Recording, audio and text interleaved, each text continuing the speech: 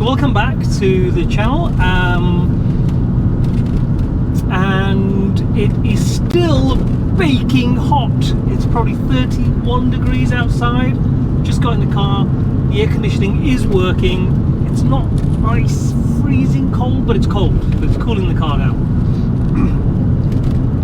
I don't know why. I could top it up, but maybe I should get. No, it is cold.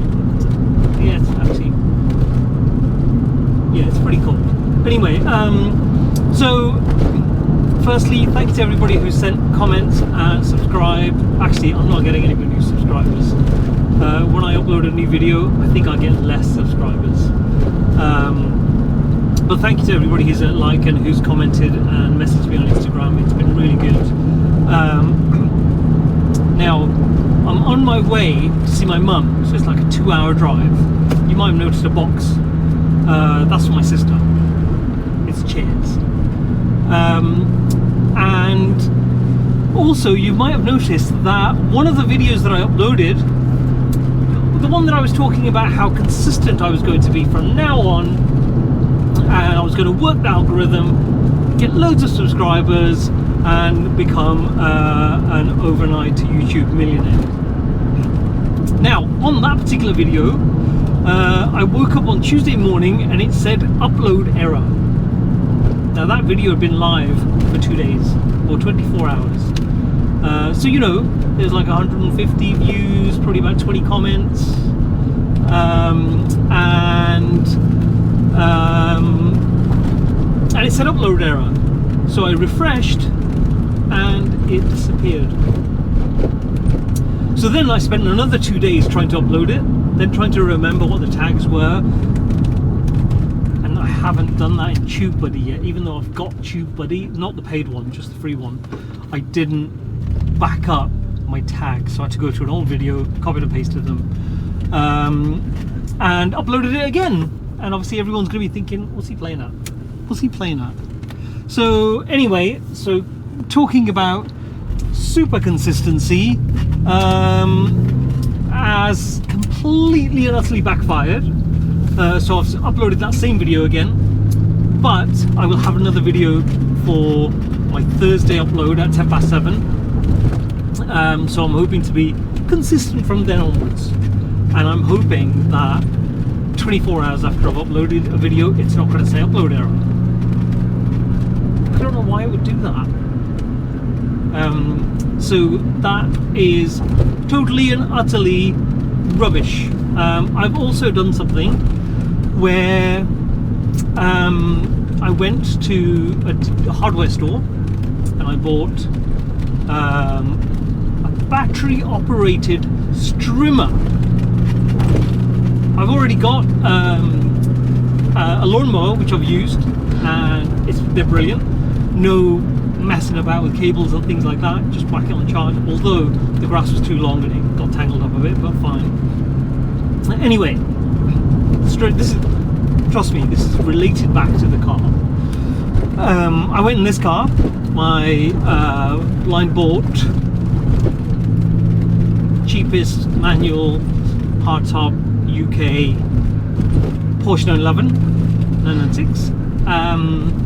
And those who haven't seen any previous videos, it cost £6,500 or £6,550 to be precise. And someone's put the hazard lights on for some reason. I don't understand why he didn't just stop. Anyway, so I bought that. I'd already had the lawnmower, but I went to get the strimmer thinking, yes, I could do all my gardening, and it's going to be awesome. Anyway, while at the hardware store, I put the box on the roof of the car, and it slid off, leaving some significant scratches on the roof, which I'm going to have to try and polish out. Now, to polish out, I'm going to have to wash the car. To wash the car would be great, because I can barely see anything out the front screen because of tree sap. Because of where I park it, which is on my driveway now and not on the street, but it's still under a tree. And on top of that, it's parked at an angle, so I can never get an accurate oil reading, and I don't go anywhere long enough to leave it there or park it somewhere flat in a car park, leave it there, and then take a reading. So I might have to go for a super long brunch somewhere with a flat car park, and you know, for the purposes of taking an oil reading. Anyway, back to the day-to-day running of the car. It's actually been awesome. I have got a can of that gas somewhere for the air conditioning, but I only did it, I think, did I do it the year before last? So it shouldn't need it, and I don't really want to keep doing it if there's a leak, because it's bad for the environment. He says accelerating hard in his 3.4 combustion engine car, because that's the thing.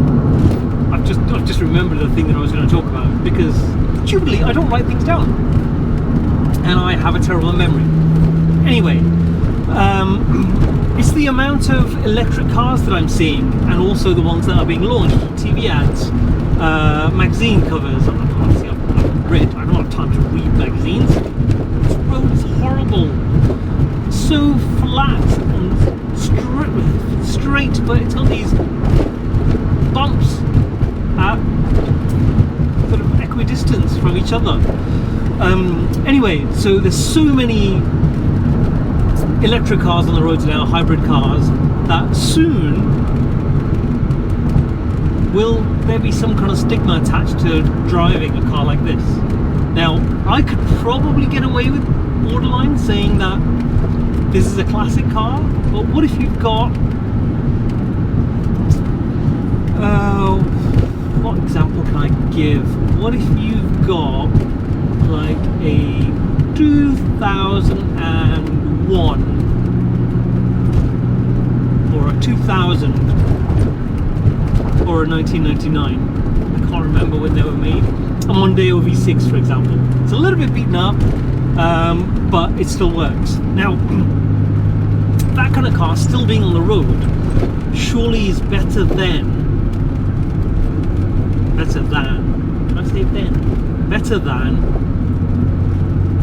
it being dismantled and recycled, because the energy involved in doing that and the things that get thrown away, way too fast those two cars going. They must have been doing about 90.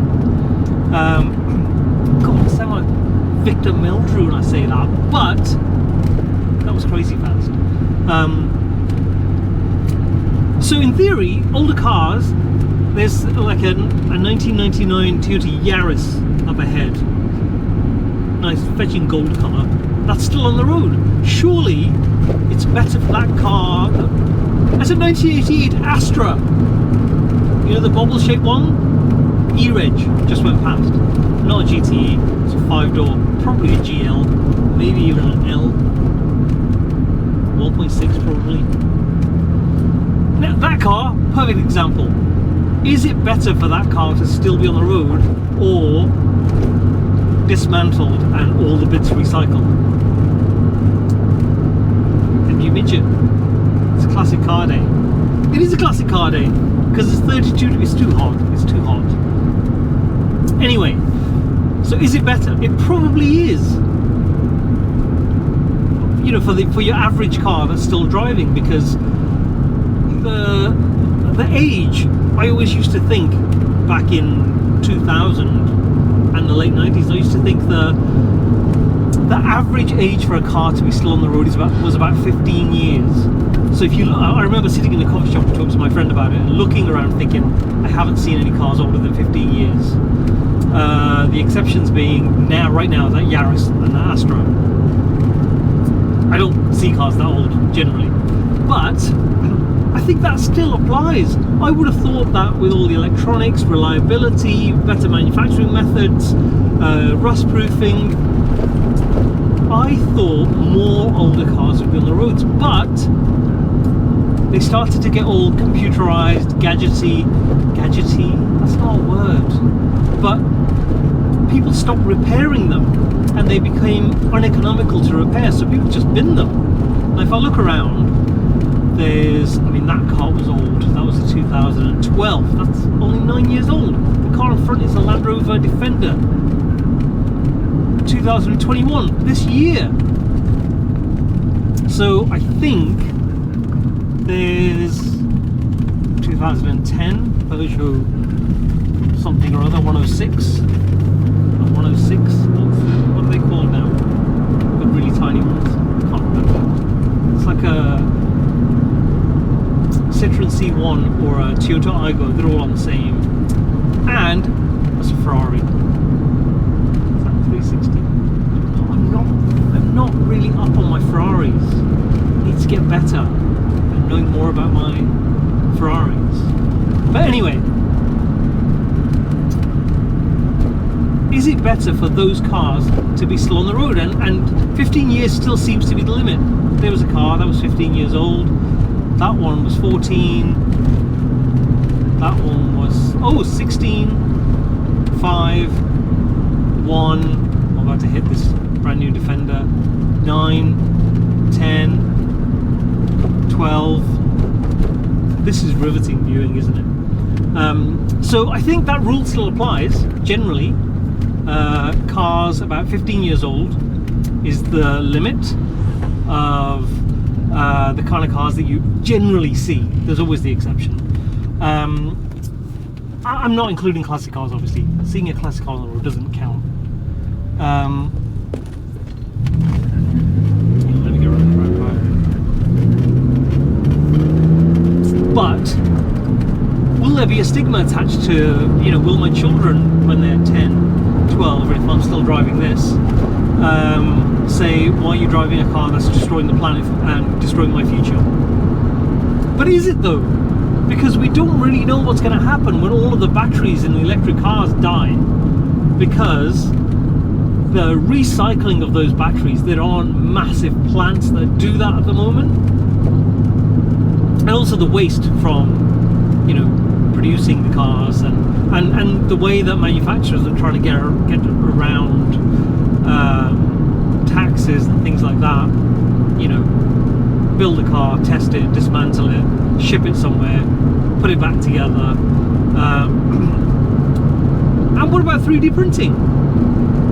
What about a whole load of parts being designed, tested, and then just send the designs overseas and get everything 3D printed, don't transport anything, and save on shipping, because ships spew out so much pollution. Cruise ships, they ship out so much pollution. Don't go on cruises. Also, I think there might be cruises, NAF, I've never been on one, but they just seem like you're just sailing around a hotel, a massive hotel with old people. Maybe that's just my perception. The car is running a little bit hot. It's 32 degrees. It's not going over that. You know, I expect it to be at a certain position in the temperature gauge. When it comes to when it's normal running, it's like a couple of degrees over, but it's not going anywhere above that. Also, I'm starting to sound a bit nasally. Actually, the air conditioning is fine. Although the seat was really hot and I'm stuck to it, I think. But anyway, that was pretty much it.